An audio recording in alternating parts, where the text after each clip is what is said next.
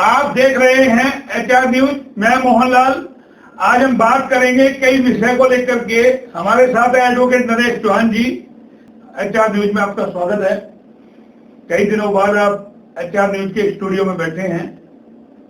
किस रूम में देखते हैं आप कोरोना की स्थिति? 60 लाख के पार देश में कोरोना के केस हो गए, 95,000 की करीबन मौत हो चुकी है। अब किस रूम में देखते हैं? क्या लगता है हमने जो लॉकडाउन लगाया वो स्थिति में हम सफल रहे? मोहनलाल जी धन्यवाद। जो आपने आज फिर एक किस्म से जो मार्च अप्रैल में हमने चर्चाएं शुरू की थी, एक श्रृंखला, उसको अब पुनः प्रसारण में आप लेके आए हो। जहां तक कोरोना की बात है मोहनलाल जी, अगर आप और दर्शक हमारे पुराने वीडियो देखेंगे, मतलब हम राजनेताओं की तरह से दल बदलू नहीं है। कम से कम हमारा जो विश्लेषण होता है वो तथ्यों पर आधारित होता है और उसमें कहीं कोई हमें वेस्टेड इंटरेस्ट नहीं है हमारा कि हमने उसकी बुराई करके या उसकी बड़ाई करके कुछ व्यक्तिगत लाभ लेना है या कोई चैनल को या इनको कोई फायदा पहुंचाना है। हमने शुरू में ही जब जनता कर्फ्यू का एक ट्रायल दिया प्रधानमंत्री जी ने और फिर 25 मार्च को जो एक किस्म से लॉकडाउन आया, हमने बड़ा स्पष्ट मोहनलाल जी कहा था। वो आज आपके चैनल की एक विश्वसनीयता, मतलब किसी ने नहीं कहा इतनी सीधी सपाट बात कि एक बार नहीं, अभी प्रधानमंत्री बार बार राष्ट्र को संबोधित करेंगे। और हमने कहा था कि जब सरकार ने बड़ी साफ गोई से स्वीकार कर लिया है कि हमारे पास इसका कोई इलाज नहीं है, इसका कोई चारा नहीं है, आपको बचाव में ही बचाव रखना है, तो आज का मीडिया लेटेस्ट जो है वो उस बात को तायद कर रहा है कि मास्क ही इसकी आज की तारीख में वैक्सीन है।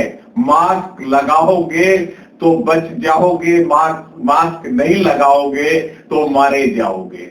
जहां तक संख्या की बात है, वो भी बीच बीच में हम सोशल मीडिया पे अपने ट्विटर अकाउंट से, व्हाट्सएप ग्रुप में उन चीजों को बड़े स्पष्ट रूप से कहा है कि हमने अपने नमस्ते ट्रंप को जब गुजरात बुलाया तो हम यारी निभाएंगे अपने दोस्त से।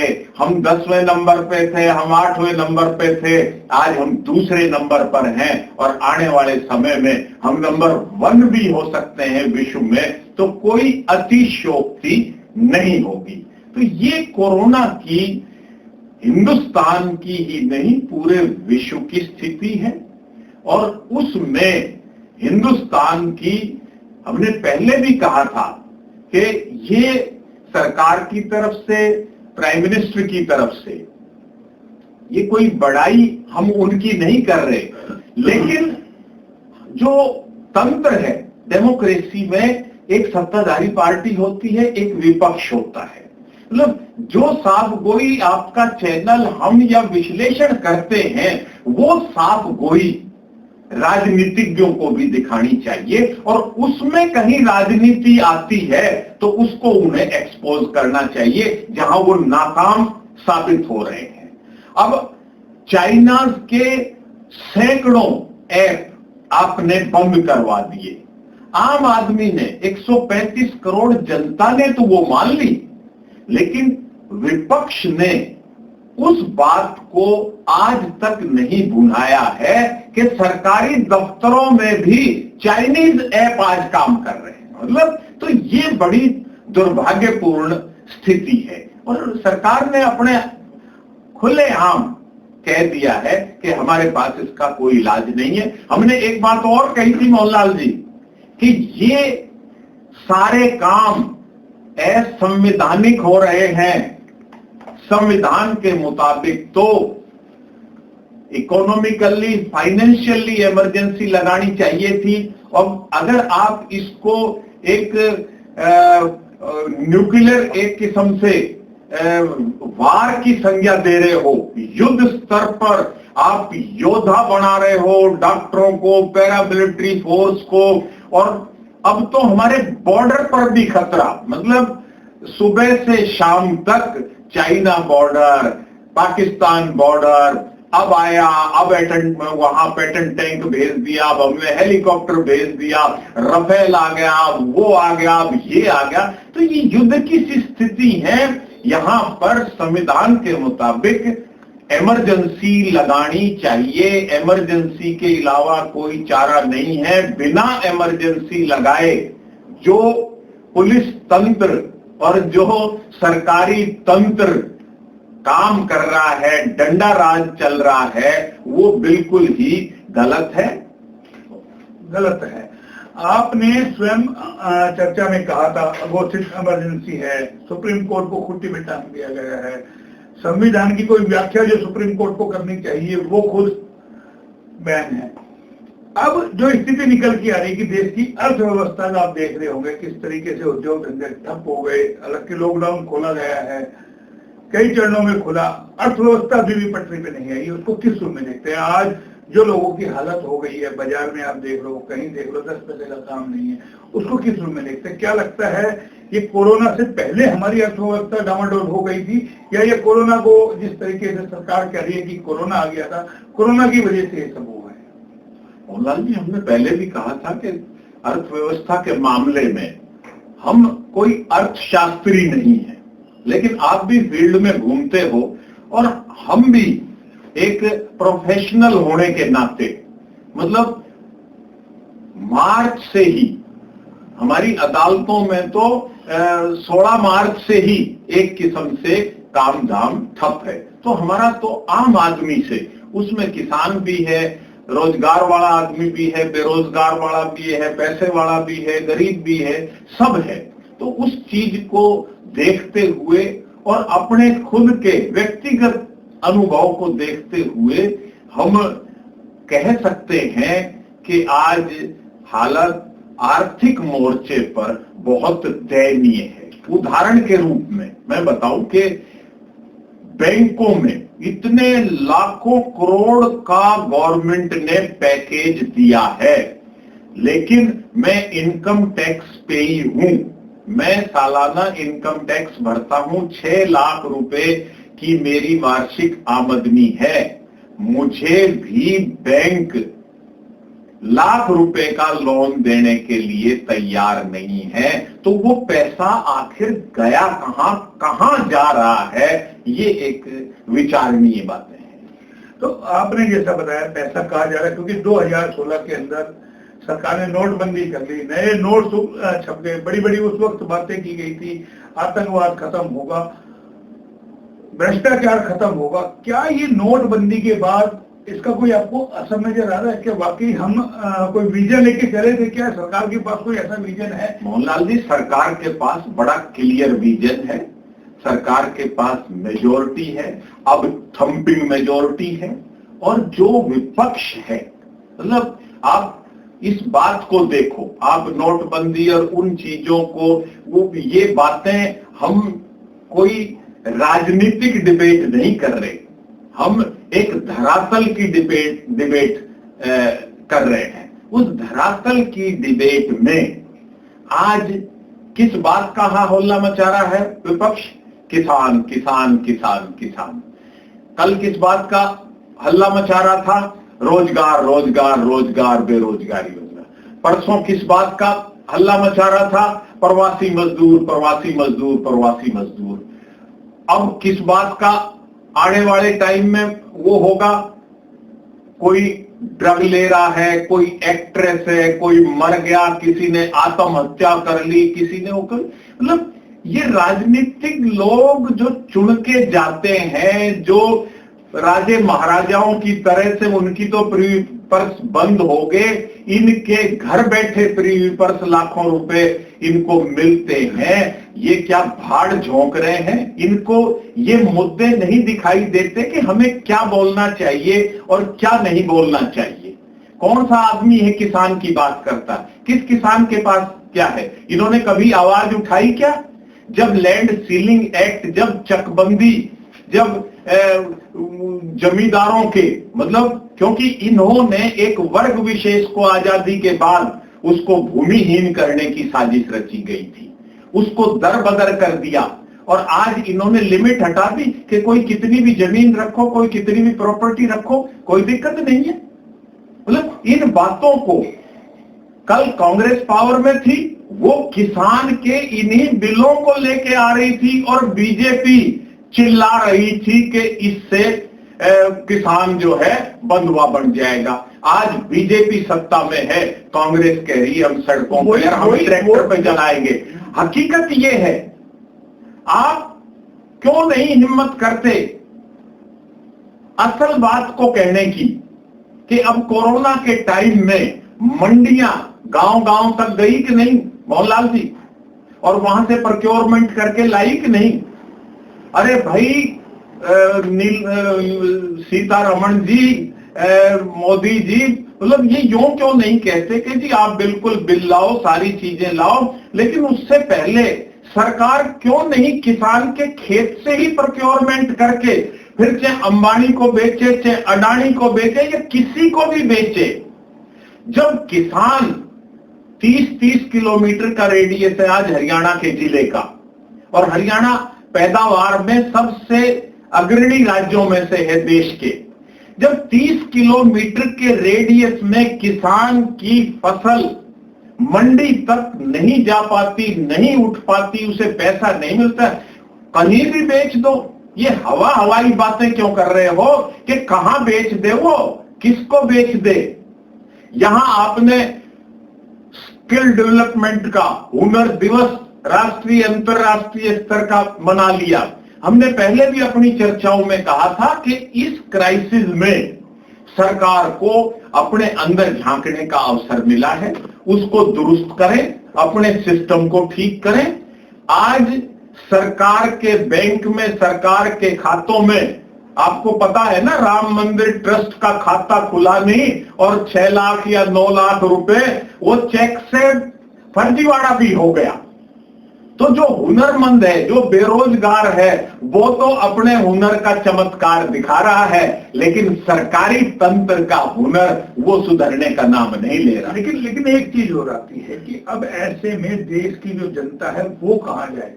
काम धंधा है नहीं, सरकार को फुर्सत है नहीं, रोजगार कोई है नहीं, और जो स्थिति है वो आप अब उसको भविष्य को किस रूप में देख रहे हैं? सही देख रहे हैं आप, आए दिन नहीं देख रहे हो कि कांग्रेस का, फला पार्टी का वो इधर गया, वो इधर गया।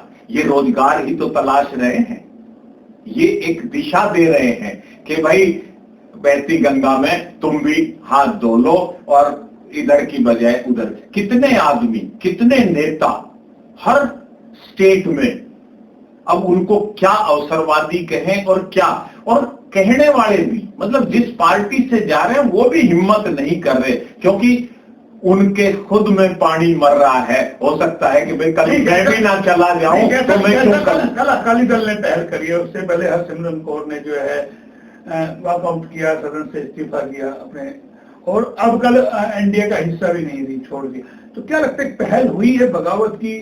कोई बगावत नहीं, सबके निजी हित हैं, सबका वेस्टेड इंटरेस्ट है। आपने जो बात कही ना रोजगार की, सब रोजगार तलाश रहे हैं, सब वोटों की फसल देख रहे हैं, सब सहानुभूति बटोरना चाह रहे हैं, और फिर अपनी जो जुगत, मान लो आपके बिजनेस पर कहीं चोट पहुंच रही है तो आप तो चिल्लाओगे ही। लेकिन कोई बिजनेसमैन नहीं बोल रहा, इतनी इंडस्ट्रीज हैं, कोई सामने निकल के नहीं आ रहा है। आखिर क्यों इस तरीके का माहौल देश के अंदर हो गया? क्या लगता है डर सबके अंदर बैठ गया? सत्ता पक्ष के लोग राज्यसभा में बिल अपने चैनल पे क्या कहा? अघोषित इमरजेंसी है, ये घोषणा नहीं करी है इन्होंने, बाकी सब काम इमरजेंसी आपातकालीन हो रहे हैं।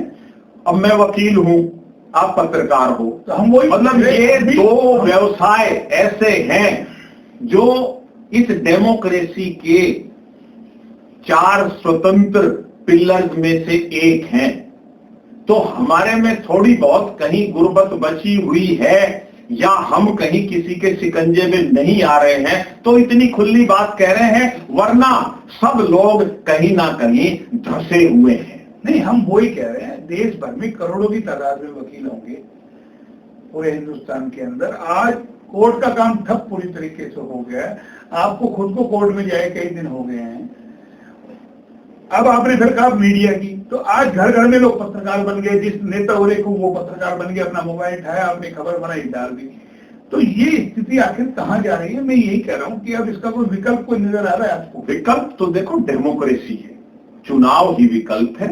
और जब तक आप विकल्प खुद नहीं दोगे, जो भी पार्टी, अब इसमें हम पहले भी चर्चा कर चुके हैं कि यही मोदी जी हैं, यही बीजेपी है, यही एनडीए है, सारा तो जोर लगा लिया। दिल्ली में केजरीवाल को टच से मस नहीं कर पाए, लेफ्टिनेंट गवर्नर ने भी ताकतें लगा ली। तो ये विकल्प तो राजनीतिक सोच को, राजनीतिक पार्टियों को एक राजनीतिक विकल्प की आवश्यकता है। बाकी लोग अपना अवसर तलाश रहे। जो आपने कहा कि घर घर में ये रोजगार ही तो है, जो पत्रकार बन गए और यूट्यूब और वो चला लिया चैनल, तो ये रोजगार मिल रहा है, वो लोग उस रोजगार को अपना रहे हैं। जो असली पत्रकार है उसका तो पेशा खत्म नहीं, फिर कोई मीडिया को गाली क्यों बकते हैं लोग? किसने कहा? सारे कह रहे मीडिया बिक गया, मीडिया नहीं दिखाया, मीडिया से पहले हम वही कह रहे हैं। नेशनल मीडिया को सुशांत राजपूत दिखा रहा है 4 महीने से, चिल्लम चोट आजकल चैनलों में होने लग गई। तो मैं यही पूछ रहा हूँ, लोग उनको देखें, अपना चैनल खुद ही देख ले। अब तो जब सबके हाथ में स्मार्टफोन है। तो पेड न्यूज का आया, जब प्रिंट मीडिया था तो लोग पेड न्यूज के बहाने अपनी बात सरकाते थे।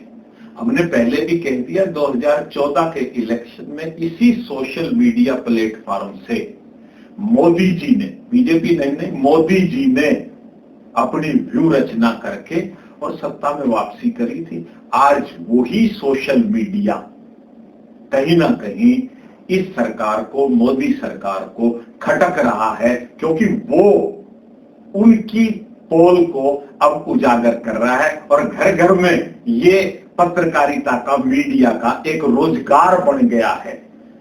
तो जो टीवी की जहां तक आप बात कर रहे हो, तो आने वाले समय में वो दिन दूर नहीं जब लोग टीवी देखेंगे ही नहीं, क्योंकि टीवी की आवश्यकता ही नहीं है। आपके पास मौसम का हाल आपके मोबाइल में है, आपके पास लेटेस्ट न्यूज डीडी की देख लो, आज तक की देख लो, कल तक की देख लो। मेरा एक सवाल मैं अपने चैनल के माध्यम से जो लोगों के भ्रम है वो आपके थ्रू तोड़ना। क्या आपको लगता है जो ये मीडिया या आम आदमी की आवाज नहीं उठा रहा, चाहे किसान आंदोलन हो, चाहे कोई और मुद्दे हो, जनता के मुद्दे हो, और वो आपको पिछले 4 महीने से सुशांत, रिया, ड्रग्स और ये दिखा रहा है? क्या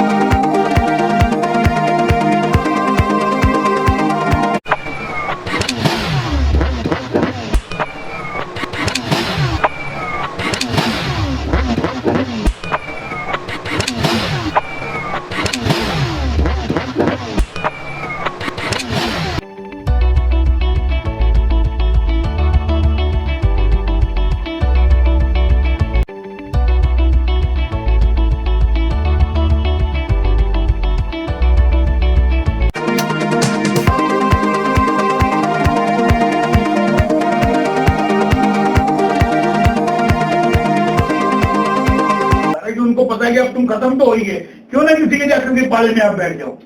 तो ये वो स्थिति है। या जैसा आपने कहा मीडिया तो आने वाले टाइम में कोई है नहीं, घरों में टीवी रहेंगे नहीं, हम ही ने जैसे कनेक्शन कटवा दिया, ये आपके सामने एलईडी लगा दी हमने यहाँ करके अपने कंप्यूटर पे। मोहनलाल जी, आप छोटी स्क्रीन पे दिखते थे, आप बड़ी पे दिखते हो।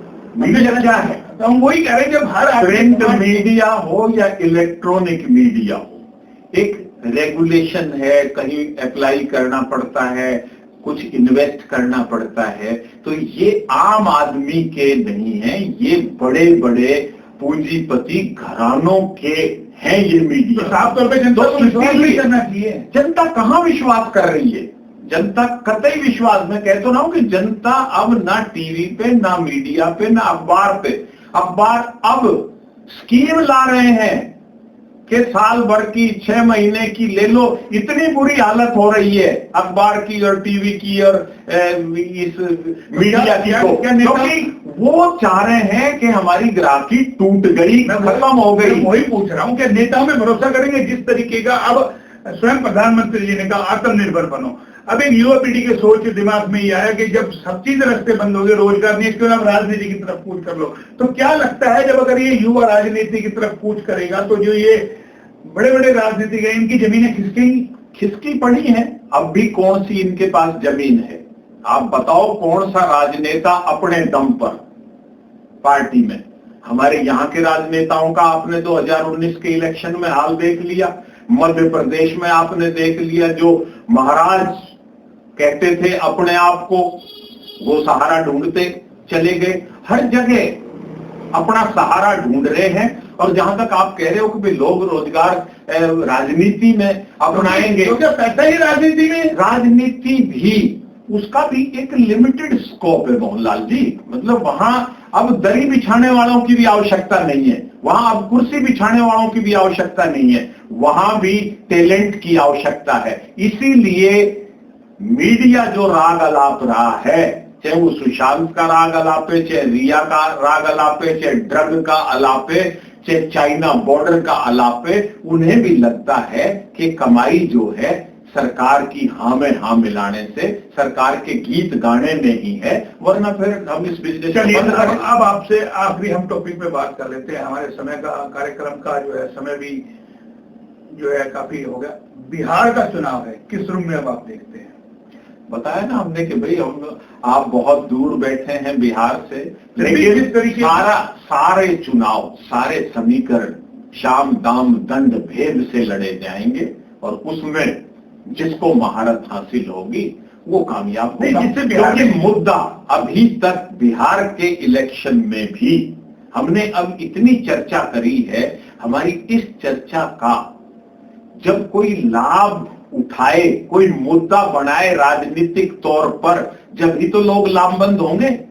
अगर लोगों को आप कोई प्रोजेक्ट ही नहीं दोगे, कोई बात ही आप अपनी परोस के नहीं दोगे, तो लोग कहेंगे कि नीतीश को लेके जो नाराजगी लगातार कोई ना है, कोरोना के दौरान बिहार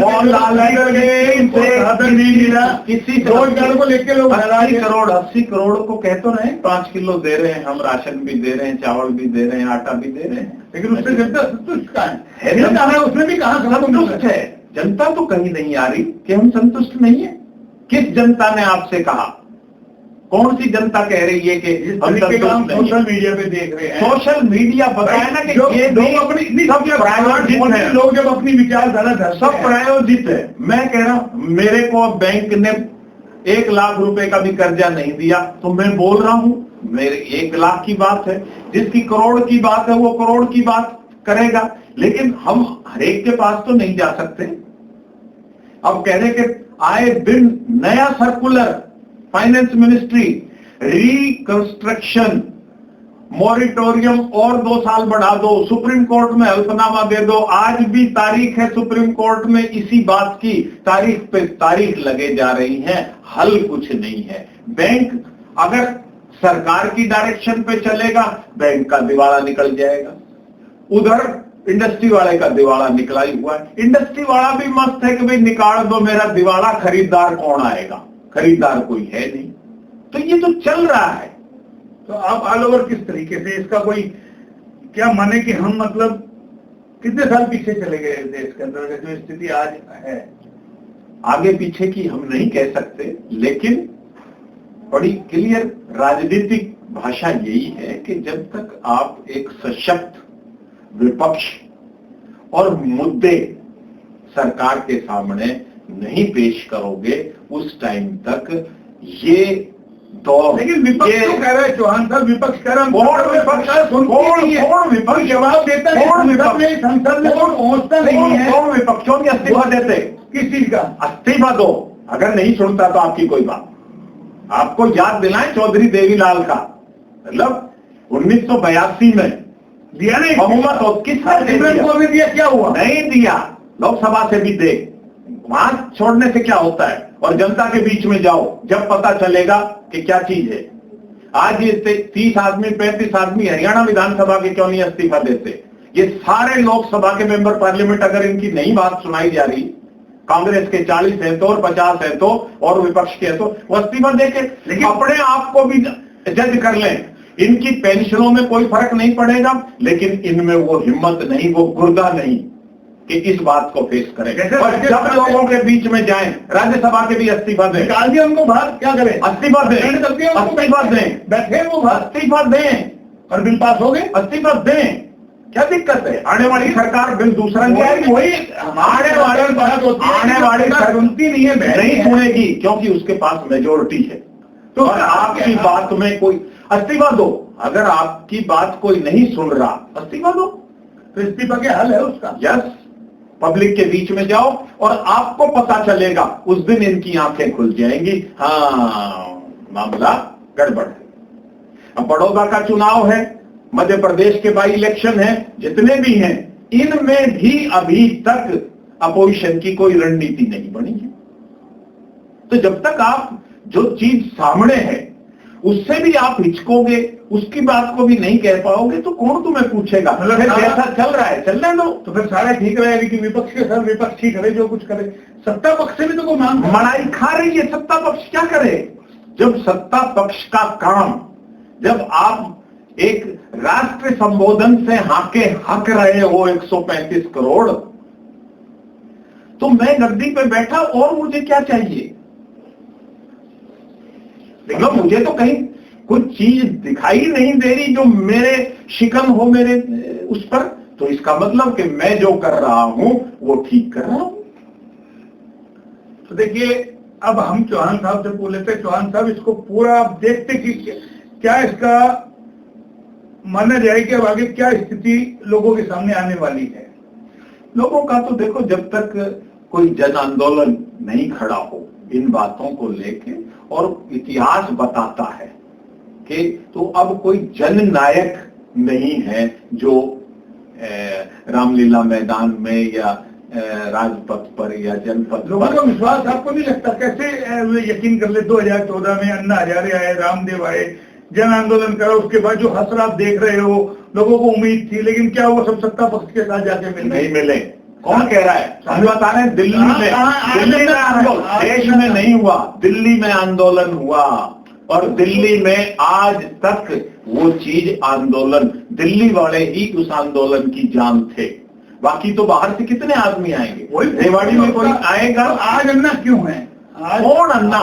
अन्ना हमने पहले भी कहा था, रामदेव के बारे में हमने पहले भी कहा था, जो आदमी बिजनेस में है, जो आदमी सरकार की कठपुतलियों में है। आपको पता है रामदेव को और अन्ना को और इनको लेने प्रणब मुखर्जी सहित 5 केंद्रीय मंत्री, मतलब वो एयरपोर्ट पे गए थे।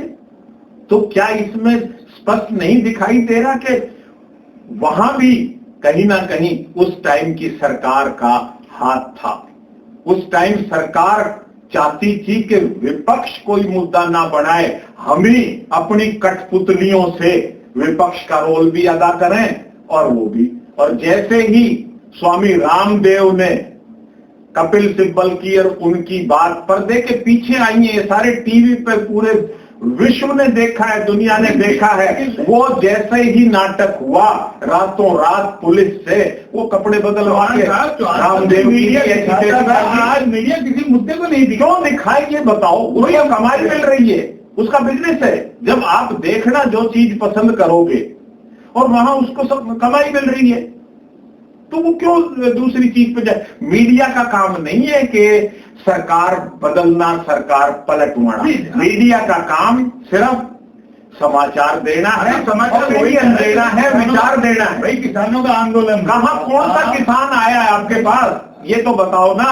लगातार लाठियां नहीं आ रही, वो लाठियां तो प्रायोजित है।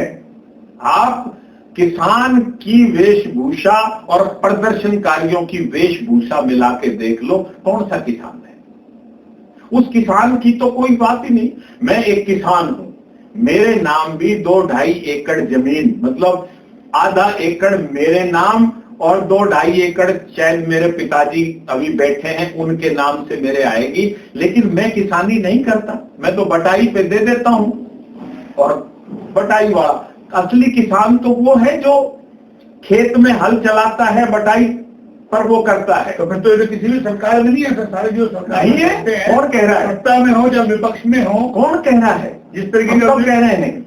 हम कह रहे हैं कि ये चीजें जो उठाने की चीजें हैं वो नहीं उठाई।